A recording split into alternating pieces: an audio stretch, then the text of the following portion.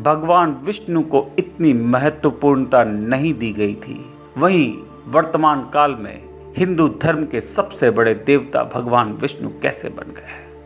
यह विषय बहुत महत्वपूर्ण है और यदि इसे आपने तरीके से समझ लिया तो ऐश्वर्यता प्राप्त करने के लिए, ईश्वर बनने के मार्ग में यह एक मील का पत्थर साबित होगा।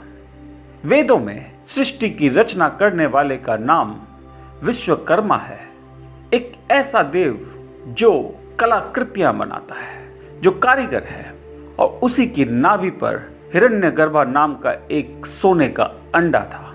इस सोने के अंडे से ही पूरे तत्वों और सृष्टि की रचना हुई।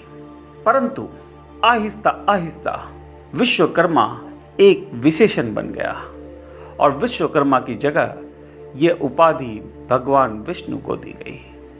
भगवान विष्णु की नाभि पर जो हिरण्यगर्भा नाम का अंडा बैठा था वो ब्रह्मा में परिवर्तित हो गया।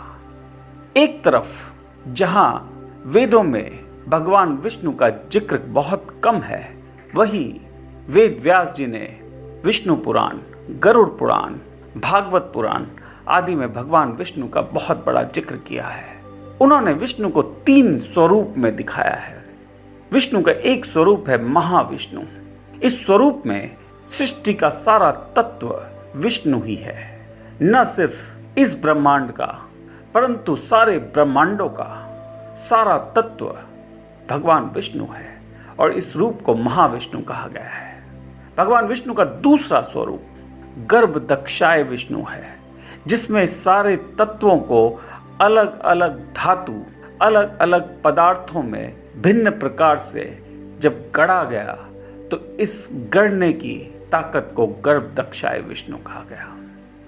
भगवान विष्णु का तीसरा स्वरूप क्षीरोदक्षाय विष्णु है और इस रूप में भगवान विष्णु सभी तत्वों के अंदर जाते हैं और उनके अंदर प्राण का संचार करते हैं। यानी विष्णु मैटर और एनर्जी दोनों ही है। विष्णु पुराण में विष्णु को काल भी कहा गया है। समय का प्रतीक भी विष्णु ही है। विष्णु को समझना आसान नहीं है और इस वजह से भगवान विष्णु को जब दूर से देखते हैं तो वो अन्य देवी देवताओं के जैसे ही प्रतीत होते हैं, परंतु जब आप समझने लगते हैं तब आपको पता लगता है कि भगवान विष्णु ही सब कुछ है। वही सृष्टि है, वही सृष्टि के अंदर का प्राण है। भगवान विष्णु शेषनाग पर विराजते हैं। शेषनाग को अनंत भी कहा गया है, जिसका कोई अंत नहीं है। यानी वो ऐसी शक्ति के ऊपर विराजते हैं जिसका अंत नहीं है। और ये वेदों से लेकर पुराणों तक की बात नहीं है। भगवान विष्णु वैश्विक है, ये सिर्फ हिंदू धर्म के नहीं है। मिश्र सभ्यता में एक देव है, उनका नाम है पिता, और वो विश्वकर्मा के जैसे ही हैं। उनकी पत्नी थी सेखमेत, और यदि आप नजदीकी से देखें तो सेखमेत और सरस्वती जी एक जैसी दिखाई देगी। इन दोनों के पुत्र हुए इमोपेत। इमोपेत की यदि आप कलाकृति या मूर्ति देखें तो आपको ये ब्रह्मा के 4 पुत्रों जैसा दिखाई देंगे, कम आयु के, सनक, सनंद, सनातन और सनत कुमार। और जो पशुपेश में हम भगवान विष्णु को अन्य देवताओं के साथ तुलनात्मक रूप से देखते हैं, वही पेशोपेश इन 4 ब्रह्म कुमार में भी थी। उन्होंने ब्रह्मा जी से सवाल किया कि जब सब एक ही है तो योग का मुख्य उद्देश्य क्या हो। आप वेदों से ही निकले हैं और वेद आपसे निकले हैं, परंतु क्या ये वेद पहले से है? ऐसे सवाल ब्रह्मा जी को भी विचलित कर गए और ब्रह्मा जी ने भगवान विष्णु की स्तुति की।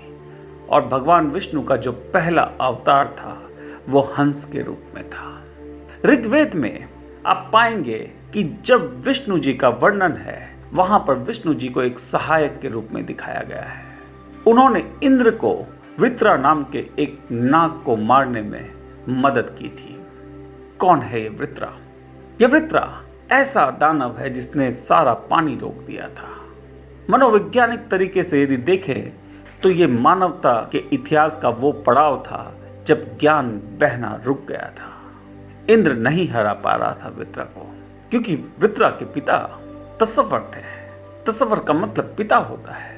मिश्र धर्म के पिता की तरह वो पिता थे और माना गया कि उन्होंने ही सृष्टि की रचना की थी। सारे देव वित्रा की तरफ थे। सोम, सूर्य, अग्नि, ये जितने देव थे वो सब उसकी तरफ थे। जब भगवान विष्णु ने इंद्र की मदद की तब ये सारे देव इंद्र की तरफ आ गए। दधीची मुनि के हड्डियों से बनाकर एक वज्र का इस्तेमाल किया गया। यदि भगवान विष्णु सृष्टि के रचयिता हैं, स्वयं सृष्टि हैं, सृष्टि के अंदर का संचार है, प्राण है, तो उनको जानना बहुत जरूरी है। जो हंस का स्वरूप भगवान विष्णु ने लिया, इसका जिक्र हर सभ्यता में है। ज्यूस ने हंस का रूप लेकर नेमेसिस के साथ संभोग किया था और उनकी जो पुत्री पैदा हुई उसका नाम था हेलन। हेलन का मतलब सत्य होता है। ये सनातन धर्म की सत्यवती के जैसी एक देवी है। नल और दमयंती की कहानी में भी हंस का एक बहुत बड़ा योगदान है। बुद्ध की कहानी में भी हंस का बहुत बड़ा योगदान है। और वेदों में कहीं कहीं लिखा गया है कि वित्रा को इंद्र ने नहीं, सरस्वती ने मारा था और सरस्वती भी हंस के ऊपर सवार होती है। तो क्या है ये हंस और किस प्रकार भगवान विष्णु ने ब्रह्म कुमारों का विरोधाभास दूर किया? हंस का मतलब होता है पराशर। हंस का मतलब होता है कोई ऐसी वस्तु जो सनातन काल से चली आ रही है। ये वेद पहली दफा नहीं लिखे गए थे। ये वेद सनातन काल से है। जब से मनुष्य की सृष्टि हुई तब से वेद है। यानी वेदों को जानना विष्णु को जानने के लिए अति आवश्यक है। और इन वेदों से ही उपनिषद और पुराणों की व्याख्या होती है। इन्हीं से निकलते हैं और उन पुराणों में भगवान विष्णु को बहुत बड़ा स्वरूप दिखाया गया है। भगवान विष्णु को जानने के लिए उनके 7 अवतार को जानना होगा और ये अवतार ही हमें विष्णुमयी बनाएंगे। ये अवतार ही हमें विष्णु तक ले जाएंगे। मिस्र सभ्यता में ओसाइरस और इसिस नाम की देवी हुई। यदि आप गहराई से देखें तो इसिस लक्ष्मी का स्वरूप है और ओसाइरस कई मायनों में भगवान विष्णु जैसे लगते हैं। सेठ ने ओसाइरस को एक डब्बे में बंद कर दिया और नदी में बहा दिया। कुछ कथाएं कहती है कि ओसाइरस के शरीर के 26 टुकड़े कर दिए गए। इसिस ने सारे टुकड़ों को फिर से जोड़ दिया और अपने जादू से ओसाइरस को एक बार के लिए जीवित कर दिया। जैसे ओसाइरस जीवित हुए, इसिस और ओसाइरस ने एक पुत्र का जन्म दिया जिसका नाम हॉरस है। हॉरस गरुड़ के रूप में दिखाया गया है। हॉरस और गरुड़ एक ही है और ऋग्वेद में गरुत्मन के नाम से एक किरदार है जो गरुड़ ही कहा गया है। गरुड़ पुराण भी लिखा गया जिसमें भगवान विष्णु को सबसे बड़ा देवता माना गया है। तो क्या है ऐसी बातें जो भगवान विष्णु को सबसे बड़ा बनाती है और क्या भगवान विष्णु हमें ईश्वर तक पहुंचा सकते हैं? क्योंकि भगवान विष्णु ही हमारी मृत्यु के बाद हमारे पालनहार होंगे। मृत्यु के बाद आपने नहीं सुना होगा कि आप भगवान शिव के पास जाते हैं या ब्रह्मा के पास जाते हैं। मृत्यु के बाद आपने हमेशा यही सुना होगा कि भगवान विष्णु के बैकुंठ धाम में आप जाते हैं। यानी विष्णु जीवन के साथ और जीवन के बाद दोनों पर राज करते हैं। कैसे बना जाए विष्णुमयी?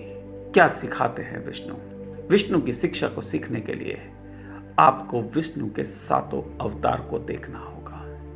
हंस के बाद जो पहला अवतार भगवान विष्णु ने लिया वो कछुए का अवतार था और ये सारी बातें विस्तृत रूप में मैंने अपनी पुस्तक में लिखी है। भगवान विष्णु का सबसे पहला अवतार है कुर्मा अवतार, एक कछुए का अवतार। बुद्ध धर्म में कश्यपा बुद्धा और यूनानी धर्म में टॉर्टोइस और ज्यूस की कहानी प्रचलित है। ये कछुआ आपकी धारणाओं का प्रतीक है। जितना ज्ञान आपने धार्मिक किताबों को पढ़कर अर्जित किया है, अब उस पर विराम लगाने की बारी है। अब आपकी अंदरूनी यात्रा शुरू होनी है। अब आपको बाहरी मदद नहीं मिलेगी। कछुए का मतलब होता है अपना घर अपने साथ लेकर चलो और चक्रों में ये सबसे नीचे, मूलाधार से भी नीचे आपको एक स्थायित्व प्रदान करता है। इसी कछुए के पीठ पर मंदरा पर्वत यानी आपके मन का उदर, मन के अंदर का पर्वत रखा जाएगा और एक तरफ से देवता और दूसरी तरफ से दानव इसका समुद्र मंथन करेंगे। ये समुद्र मंथन आपके अंदर होना है। आपका कछुआ मजबूत होना चाहिए। आपको ज्ञान अर्जित करना होगा। जितना भी ज्ञान आपने अर्जित किया है, आज इस पर पुनर्विराम लगाने की बारी है। साधना शुरू करने से पहले आपके अंदर ज्ञान होना बहुत जरूरी है। श्री गणेश ज्ञान के भंडार है और वही मूलाधार के सूचक है। कछुआ का अवतार विष्णु का सबसे पहला अवतार है। इसके बाद आपको भगवान विष्णु का मत्स्य अवतार अपने ध्यान में केंद्रित करना है। एक ऐसी मछली जो जितने भी पानी में रख दी जाए वो उतनी बड़ी हो जाएगी। यानी आप जितना जानते हैं आप उतने बड़े हैं, परंतु ये जानना आपकी स्वयं की जो स्वभाव है उससे बड़ा नहीं है। ये मछली विचलित है।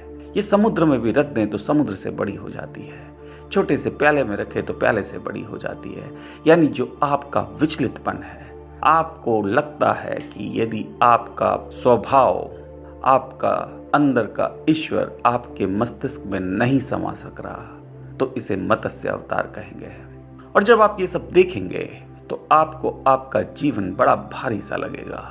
आपके प्राण आपके मूलाधार में 90% होते हैं। आपको उस प्राण को ऊपर लाना है। भगवान विष्णु का तीसरा अवतार वारा अवतार होगा, एक सूअर का अवतार। और क्यों कहा गया है सूअर? क्योंकि मूलाधार से मल और मूत्र निकलते हैं। आपको अपने अंदर शक्ति अर्जित करनी है और अपने प्राणों को पाताल लोक से ऊपर नाभि की ओर लाना है। इसे वारा अवतार कहते हैं। और नाभि से ऊपर भगवान विष्णु का नया अवतार होगा, उसका नाम होगा नरसिंह अवतार। हिरण्यकश्यप ने भगवान ब्रह्मा से एक वरदान मांगा था और इस वरदान के मुताबिक वो किसी भी ऐसी ताकत से मारे नहीं जा सकते थे। उसने सभी संभावनाओं को अपने वरदान में सम्मिलित कर लिया था। वो किसी भी देवता, पुरुष, राक्षस, भूत, पिशाच आदि से नहीं मारा जा सकता था। न वो घर के अंदर, न बाहर, न दिन में, न रात में। ऐसी सारी संभावनाएं हिरण्यकश्यप ने अपने वरदान में सम्मिलित कर ली थी। आपको इस अवतार को समझते हुए ये एहसास करना है कि ईश्वर आपकी सभी धारणाओं से विपरीत होगा। बहुत बड़ा होगा ईश्वर और आपकी सारी धारणाएं धरी की धरी रह जाएगी। नरसिंह अवतार के बाद आपको वामन अवतार यानी अपने आप को बाली के रूप में देखना है, क्योंकि आपने अभी नरसिंह अवतार देखा है तो आपके अंदर उस देवता को देखने की शक्ति थी। आप एक बाली के रूप में थे, परंतु इस बाली को वामन के पांव के तले आना है। कंप्लीट सरेंडरनेस बाली को दर्शाता है। वामन अवतार के बाद आपको राम अवतार को देखना है। राम का मतलब है राम में विलीन हो जाना। राम एक नाम नहीं, एक उपाधि है। राम के अवतार के बाद आपको कृष्ण यानी अजना चक्र पर पहुंचना है और अजना चक्र के आगे आपको कुछ नहीं करना। आपको सिर्फ सहस्रार चक्र की ओर जाना है और आपके स्वयं के अंदर कल्कि का अवतार होगा। विष्णु के ये सारे अवतार हमें उस शेष नाग वाली शक्ति के साथ विलीन करते हैं, जिसका कोई अंत नहीं, जिसका कोई आरंभ नहीं। यदि हमने विष्णु के अवतारों को समझ लिया तो हम भले ही किसी भी धर्म को मानते हो, साधना में हम अपने आप को उस शक्ति से, उस महाविष्णु, उस गर्भ दक्षाय विष्णु, उस शिरो दक्षाय विष्णु से मिला लेंगे। आज के लिए इतना ही। धन्यवाद।